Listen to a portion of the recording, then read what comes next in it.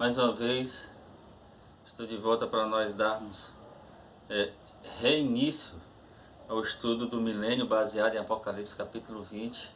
Eu venho desde o verso 1, a gente já está na parte final, essa é a parte 4, dando continuidade para nós chegarmos ao final desse assunto muito importante. Nós devemos entender a Bíblia, permitindo e deixando que a Bíblia explique a Bíblia. Então, coloque Missionário Washington Luiz, Estudos Bíblicos, a Bíblia explicando a Bíblia.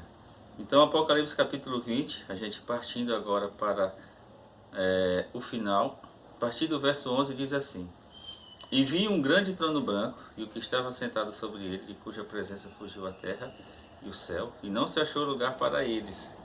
E vi os mortos, grandes e pequenos, que estavam diante do trono. Não é que os mortos eles vão estar presentes nesse julgamento. Porque o julgamento ele ocorre no céu, e os mortos estarão na terra. Então, com base em que Deus vai julgar os mortos? Aqui, ó. E vi os mortos, verso 12. E vi os mortos, grandes e pequenos, que estavam diante do trono, e abriram-se os livros, e abriu-se outro livro que é o da vida, e os mortos foram julgados pelas coisas que estavam escritas nos livros, segundo as suas obras. Então prova que não é presencialmente. Os mortos, tanto em Cristo como não, como aqui é o juízo? O juízo começa pela casa de Deus. Então esse juízo aqui é o juízo que começa pela casa de Deus. Começa por aqueles que aceitaram Jesus como único e suficiente Salvador. Ou seja, todos que entraram para o trabalho e serviço de Deus, religiosamente, espiritualmente falando, desde Adão, começou com ele lá. Aí Cristo vai arrolando os nomes escritos no livro da vida e os atos e as ações escritas nos livros. E com base nessas coisas escritas no livro é que os mortos em Cristo ressuscitarão primeiro.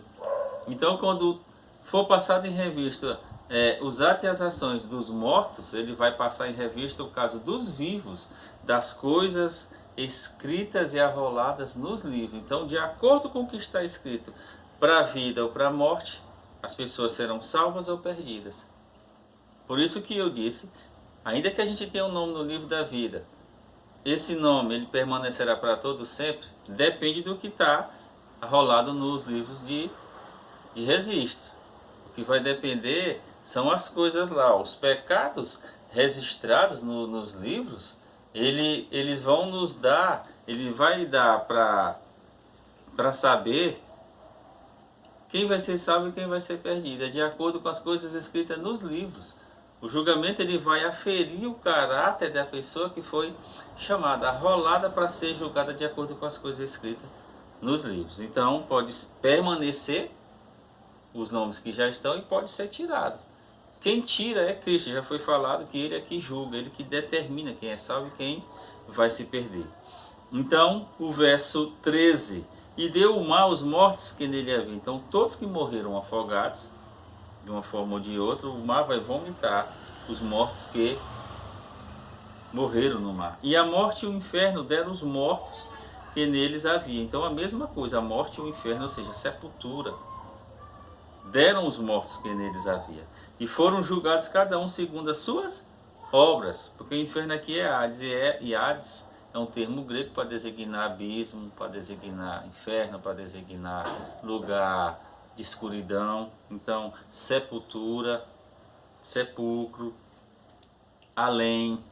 Então, são vários significados aqui. Então, no caso aqui, a sepultura vai vomitar os seus mortos, e os mortos serão julgados de acordo com as coisas escritas nos livros, de acordo com as suas obras. E a morte e o inferno foram lançados no lago de fogo. Esta é a segunda morte, o lago de fogo.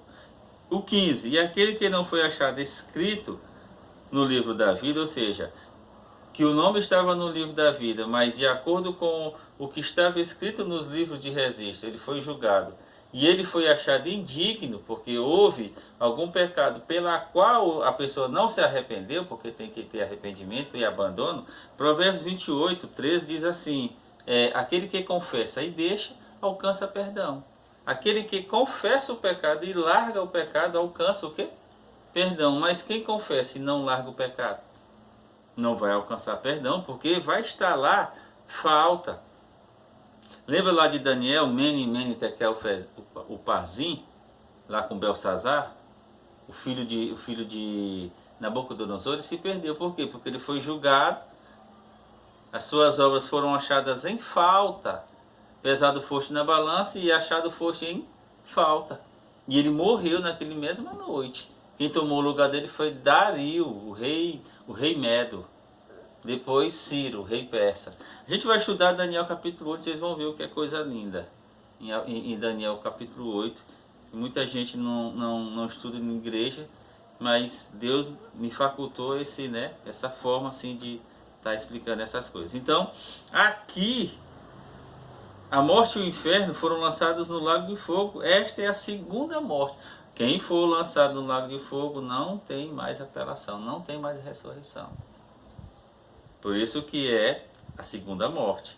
E aquele que não foi achado escrito no livro da vida, passou pelo juízo, e o seu nome foi arrancado do livro da vida, porque foi julgado e foi achado em falta, aí foi lançado no lago de fogo.